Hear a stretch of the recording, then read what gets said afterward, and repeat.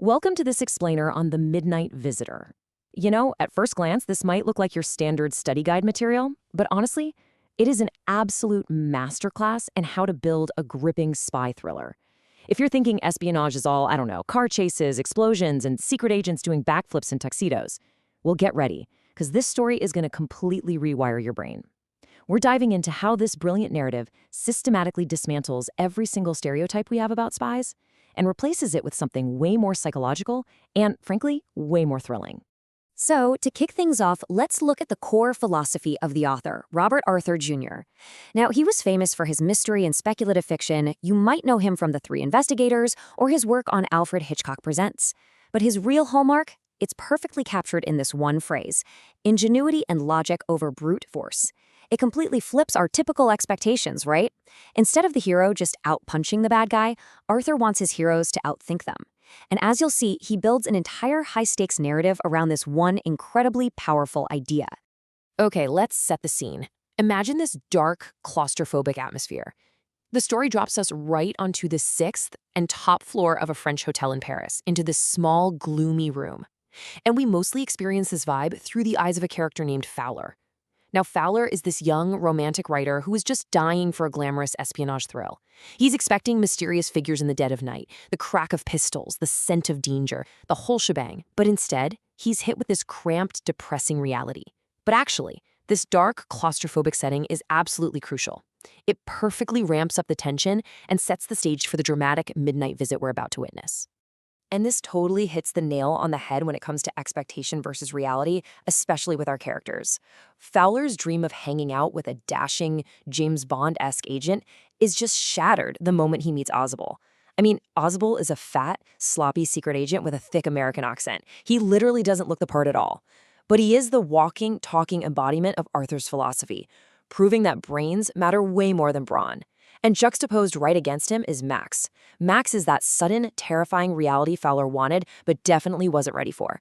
He's this slender, crafty rival spy who suddenly breaks into the room holding an automatic pistol. He looks dangerous, he feels dangerous, but, as we'll learn, he is way too confident and dangerously susceptible to a good lie. Part 1. A high-stakes, midnight conflict. The sudden break-in.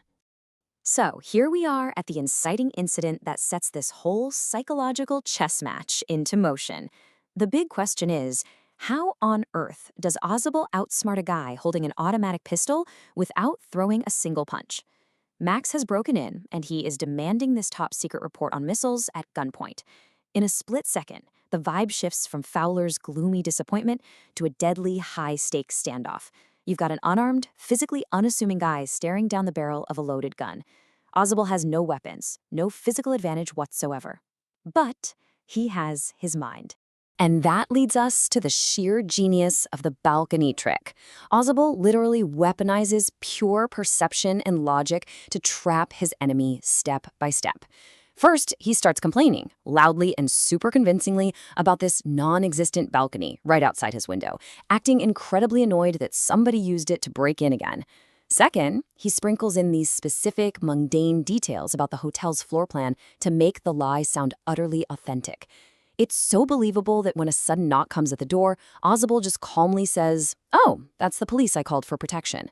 That's step 3. He manufactures panic. Max, totally believing the cops are outside and the balcony is his only escape, jumps out the window. But, spoiler alert, there is no balcony. Max jumps into the dark void of the 6th floor. Ausable wins, proving once and for all that perception is infinitely more powerful than reality. Part 2. Literary breakdown. Themes, tone, and irony. Okay, now that we've survived that crazy climax, let's unpack the literary mechanics that made that twist so unbelievably satisfying. What's really fascinating here is how Robert Arthur masterfully juxtaposes the mood and the tone. The mood of the scene, what we and Fowler are feeling, is incredibly tense. I mean, there's a deadly weapon, top-secret missile documents on the line. The stakes are literally sky-high. You can feel the shock when the lights flick on to reveal the gunman. But the tone? The author's attitude conveyed through Ausable? It's deeply ironic and almost weirdly calm. Ausable is just sitting there chatting matter-of-factly, practically complaining to hotel management in his head, all while staring down a gun. It's a deliberate, brilliant mockery of that traditional glamorous spy stereotype who'd be, sweating profusely or gearing up for a karate chop. To really get what makes this story tick, we have to talk about irony. The entire sequence relies on it. Ausable's super casual, matter-of-fact tone while spinning an absolute fabrication out of thin air, that is the ultimate irony. Here is a guy who looks entirely unprofessional by Hollywood standards, yet he completely, systematically outsmarts the sleek, armed rival. He turns Max's massive physical advantage, the gun, into a fatal weakness, just because Max is gullible enough to buy a plausible lie delivered with total confidence. And these elements just perfectly weave together the core themes of the narrative. First and foremost, presence of mind. Staying composed when you are in mortal danger is infinitely more effective than panicking. Second, intelligence versus brute force. Brains will always, always trump brawn when the stakes are high. And backing these up are those great sub-themes we touched on. Appearances are deceptive. Ausable is a master spy despite looking sloppy, and Max is a total failure despite the gun. And finally, expectation versus reality, which is so beautifully channeled through Fowler's romanticized view of spies just getting totally crushed by the gritty, clever truth. Part 3, Real-World and Exam Lessons, Mastering the Material. All right, let's shift gears from literary theory to how you can actively apply these concepts. Here's a breakdown of the critical vocabulary and idioms hidden right inside our thriller narrative. We've got words like espionage, the practice of spying, and gullibility, being easily persuaded, which is obviously Max's true downfall.